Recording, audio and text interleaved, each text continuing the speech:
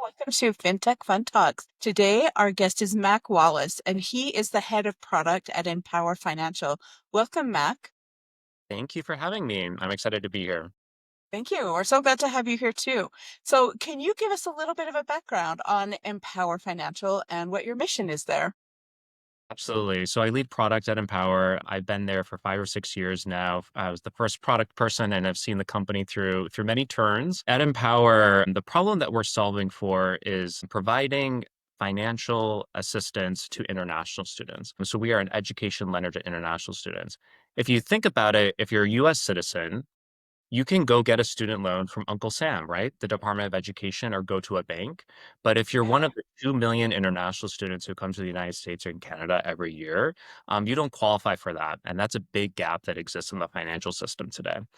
So that's where we come in. So we're a social benefit corporation, driven fintech, really focused on financial needs of international students coming to the United States and Canada. We have, over the time that we've been around, we've assisted over 20,000 international students. Over half of them come from LMI households in countries in Africa, Latin America, and Asia. And 95% of them say that without us, they wouldn't have been able to pursue their dream of higher education. Which ends up being incredibly life-changing, right? I mean, you either have that opportunity for school or you don't, and especially, like you said, in maybe the lower income type of situations, that's so out of reach that you end up perpetuating the cycle and just staying there where this education can totally pull them out of it. Absolutely. Obtaining a degree from a U.S. or Canadian institution is life-changing for these students. Obtaining a degree from a U.S. or Canadian institution is life-changing for students. It's one of the biggest investments that they can make in themselves and their families and their communities. If you look at the heads of states of governments around the world, many of them came to the United States or Canada for their education. So we are truly training and educating the next generation of leaders, whether they go back to their home country and choose to be a business leader or a public servant, or if they choose to stay in the United States and Canada and contribute to our incredible community of business leaders and entrepreneurs. Again, if you look at the founders and where they came from of a lot of big companies, you see that those roots came from Asia, from Africa, from Latin America. We Yeah. see a wide variety of paths that people pursue. And that's the wonderful thing about education. People have opportunities and choices once they get that degree around the life they want to live and the contribution that they want to make to society. It opens up a lot of doors for them for sure. It does. So I also understand that Empower is the largest financial lender for international students. That's correct. So we are the largest US-based fintech focused on the needs of international students. We've served over 20,000 international students and counting. About these days, that's about 10,000 or so per year. And we are pretty close to being north of about $1 billion in student loans. So yeah, that would make us one of the largest private lenders out there. That's pretty amazing. Okay, so question for you. Now, I know that typically when we're lending practices, let's talk about lending practices in the US. Typically, you have to have pay stubs and you have to have a good credit history and so forth in order to get any type of lending.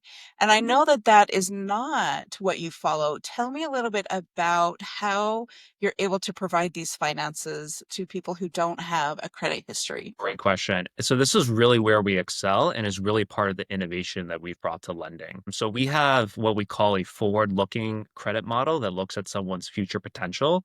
And so that is how we're able to lend to people without a previous credit history, without a cosigner or collateral, or all these traditional things that are required in education lending. And so how that works in practice is, imagine you have a student coming from Mexico or Brazil. They got accepted into a top 200 university in the United States, maybe like University of Texas or one of the big public schools, and they are accepted to an engineering program. They don't have a credit history though, and they come from a family background in which, maybe they have some means, but not substantial means. In the past, that person would not have been able to attend school for just lack of financing, but not lack of potential. And that's where we come in. So we know that a person attending that program and pursuing that study, we know that in the years ahead, what their income might be as a result of that investment in themselves. So that's what we mean by investing in someone's future potential. Our entire underwriting algorithm is based on what you might earn in the future, as opposed to where you are today, whether that's your credit history or your financial background with your family. That's such a big change to where things have been, even here in the United States. The many people that I talk to, of course, being in the fintech industry, and how it has remained the same for so long, having the specific requirements where it's not truly indicative of where people are going to be, especially after an education. When they have that opportunity to come in and learn new skills or a new trade or whatever it is, that totally pushes them up to a new level where they can earn so much more. Correct. And I think there's a lot of applicability of this model within the United States. I think so too. Yeah, obviously we proved it out on international students, but there are tons of demographics within the United States that look like that. Whether it's young people or newcomers or recent immigrants. If you look at the United States, there are a significant number of people who are thin file, no file, and so all of these innovations, I think, make better risk assessment and underwriting possible. One thought that came to mind while you were talking about that, that is so common, is the rent versus mortgage situation where people are affording high rent, but they're not able to get a mortgage that's the same or less due to some of these regulations that have been in place for just so long. And I think maybe seeing your model, hopefully these types of things can change in the future because you are proving successful with it. Yeah, I really hope so. I think there's, as I said, a lot of applicability in student lending, mortgage underwriting, and other forms of credit as well. Huh. So let's talk a little bit more about some of the trends that you are seeing in the industry. Being in the business as long as you have, what have you seen change? I'm actually going to start with maybe some of the things that haven't changed. I'm a business person, though I always think about customer problems.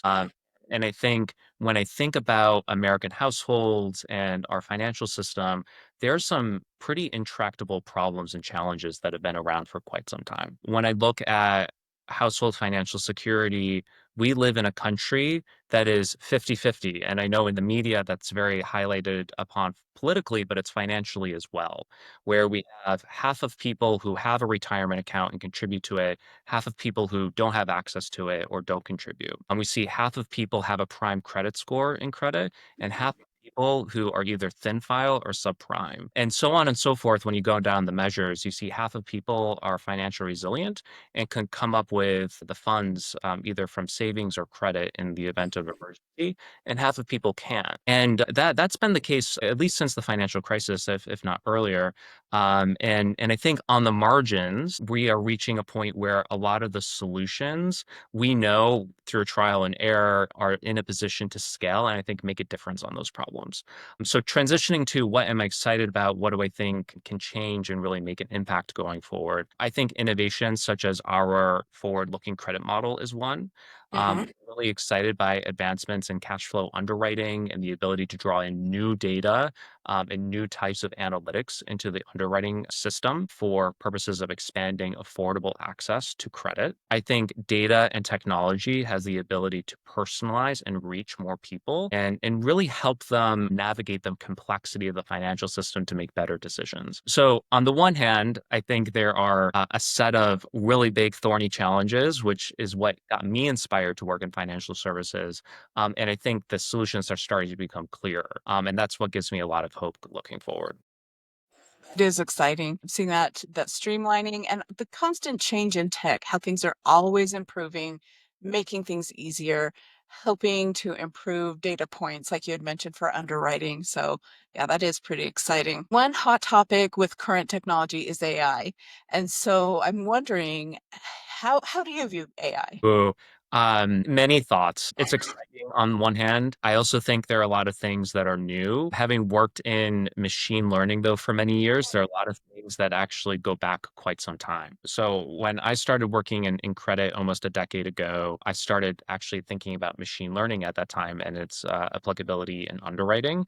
And I think we've reached a point where that has matured, and there are a lot of ways in which you can incorporate new data and more advanced analytics into the underwriting process. I think what's really exciting about this moment is the democratization of tools that used to be the purview of only really big companies, really Yes. sophisticated teams. So the fact that now on a team level, or even as an individual contributor, as a manager of a team, I am able to put to use a lot of tools and analyses to understand what the pain points are of my customers, to generate and quickly ideate and prototype ideas and test them in the same week, right? Some of the new design tools are just absolutely incredible in generative AI. So that's what I'm really excited by. It used to be large design teams, large data science teams, large teams of product managers, product marketers, and engineers were needed to do these things. And now with a much more nimble team, you're able to accomplish a lot more. And I see that accelerating in what we're able to deliver. I mentioning the accessibility is something that I, as a recent small business owner, I've been in business for just over a year. It's something that I use fairly regularly and has simplified my days to just make work easier. So it is kind of nice. It All right, let's switch gears really quickly. I want to talk a little bit about scaling, and you've had some experience with this. Can you share some scale up process experiences and stories specific to ramping up for an IPO? Yeah. So to give you a bit of context, I was the first product hire at Mpower almost 6 years ago now. We were a nimble team of about 30 people, big aspirations and vision, but obviously a small team. Today, we're north of 300 people and preparing for an IPO in the years ahead. I manage a global, mighty product team of product managers, designers, business analysts, and product marketers. So that's really exciting. Advice for scaling up. I have had to learn and grow a lot over the course of that trajectory. And in particular, I think one of the areas that I've grown the most is around hiring in culture and in really bringing out the best in people. So I have, for example, really cultivated mentors. I have my own board of advisors of mentors that mentor me through that process. And I've really made it a commitment as a manager to focus on my team and what their needs are. So scaling up, I think it starts with really the team and building an all-star team that can accomplish any task, set aside and solve any problem, and expanding from there. Over the last 5 or 6 years, I've seen so many iterations of our platform and of our product. A culture of continuous improvement is the way that we've gotten to where we are. So if I think back, a mentor of mine once said, if you look back, quarter by quarter, and you're not embarrassed by what you were doing then, you're not growing fast enough. And I really take that to heart because I think back to a quarter ago, a year ago, years ago, and where we were in terms of sophistication of our processes or product. And I do chuckle a little bit, honestly. And in particular, to give some examples, back in 2020 and 2021, our entire underwriting process was manual. So we had a digital front end, and a person would apply. But then as soon as that data and the application came in, every single application needed to be reviewed by a physical underwriter. Mhm. And so maybe they reviewed 8 to 10 applications a day on a great day. Because they have to dig deep. Exactly, exactly. And these are complex scenarios too, right? Mhm. Every applicant is unique, and we're assessing people based on future potential. So there's a lot of calculations involved in that. And slowly and surely we've introduced a lot of automations to that process. So the first one was automating the initial assessment when the application comes in. So just as you apply for a credit card and on a click of submit, most of the time you get rendered an immediate decision, right? Yes, it's so Yeah. much faster than it Yeah. used to be. Yeah. Yes, and so that's exactly what we've built out over the last few years. All of our data flows are real time. All the intelligence is real time. In order to get to a place where, for 95% of people, we're making decisions real time, and that's been a real magic moment. And in a space in which we're, low, thin file, heavy documents typically required of a lot of lenders, it's really a differentiator having a end-to-end digital platform. We have through AI and OCR and document extraction have done a lot to fully automate the document upload process, Yes. verification of those things. And so that has also really added a lot of efficiency to our process. And let's be honest, those are the things that people want automated, right? Like that are painful, that are the things that you kind of put off and put on the back burner because you don't want to address them right now. So those are amazing things to automate. Exactly. In the past, an underwriter, as I said, good day, eight Mhm. applications. Today they're going through 50 because Wow. are automated, and they're really just spot checking a few things. Going back to the point of AI, we have a chatbot, and I think a lot of companies are experimenting with that.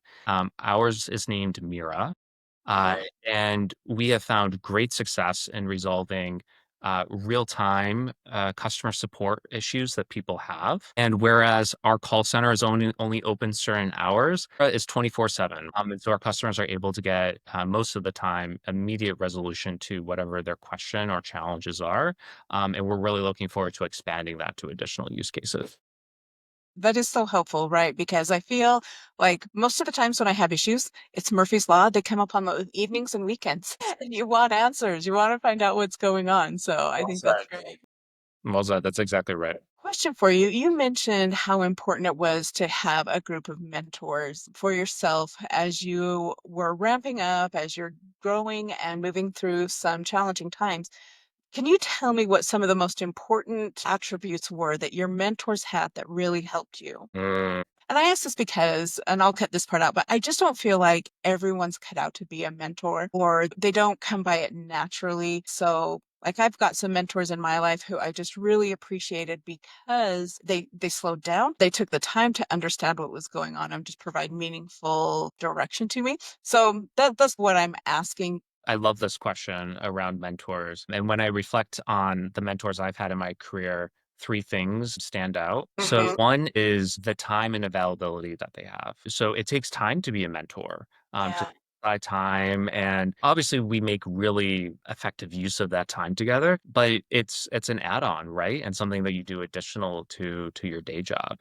So a mentor has to be available. The second I would say is something that my mentors have had in common is compassion. So I am incredibly passionate about financial access and the power of fintech and financial services to be a force of good in the world. And that is something that I share with my mentors. And I think that connection of purpose has been really important. And we both share a lens of compassion to the problem that we're looking to solve and the people we're looking to support. And then the third I would say is around honesty. I have gotten brutal feedback from mentors, and it is some of the best feedback that I've gotten, right? To be told that, Mac, you're thinking about it this way, but have you considered this lens? Or being told sometimes you're going down a wrong path or that you're wrong on something, I think is really, really valuable. And they always encourage me and ask that question around what is it that you're prioritizing? What is it that you're afraid of? Where is your own growth going, right? As a manager and as a leader. So a great mentor is also able to ask those difficult questions. Yeah, because you're reaching out to them because of the experience they have and because of their ability to see things on a larger scale. So being able to share that definitely would be an important thing. So those are great tips. And I feel like it's something that is missed a lot just from my work history and the things that I've seen.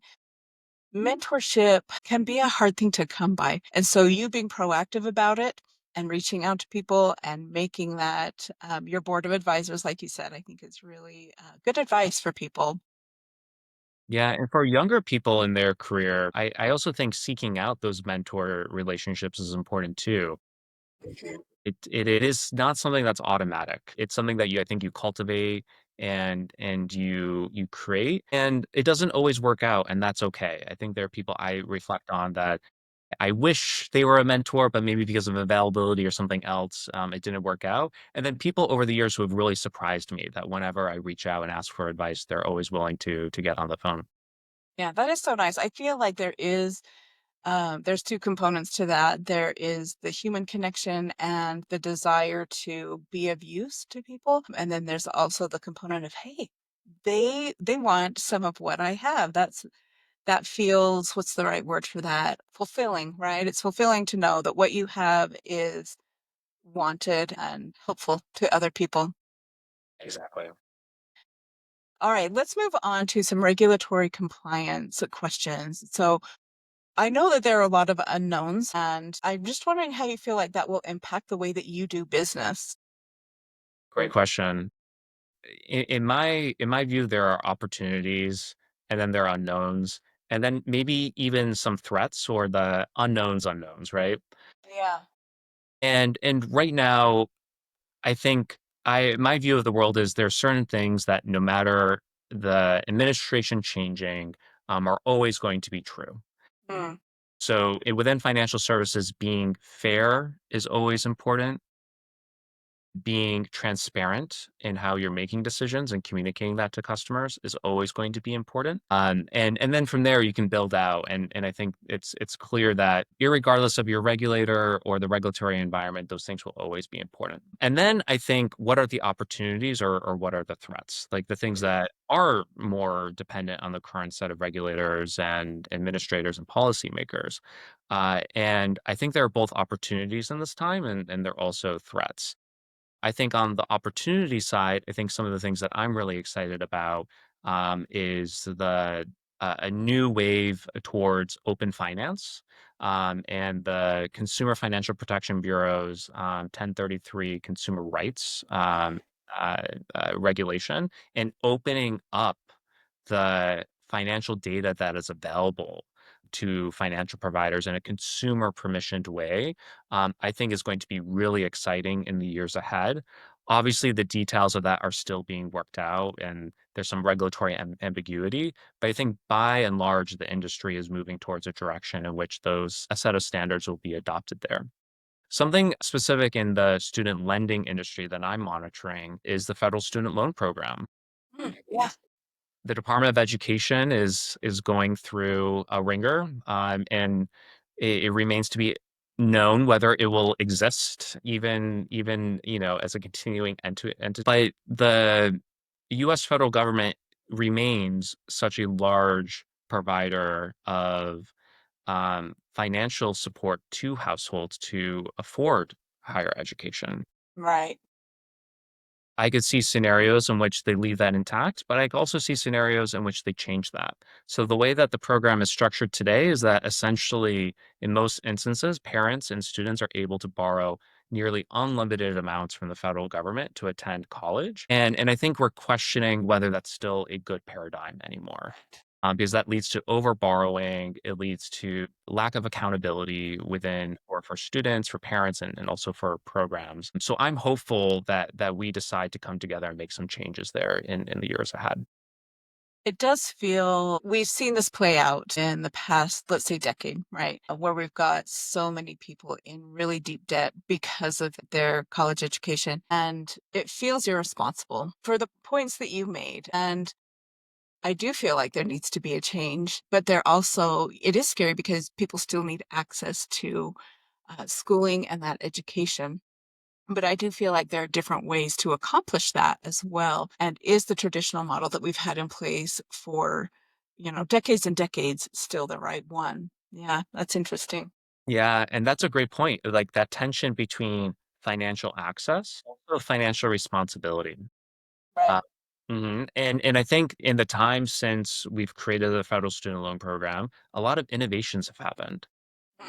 Look at our forward-looking credit model, for example, where you're able to underwrite people not based on their family background or their credit history, but really look at what are the outcomes associated with the program.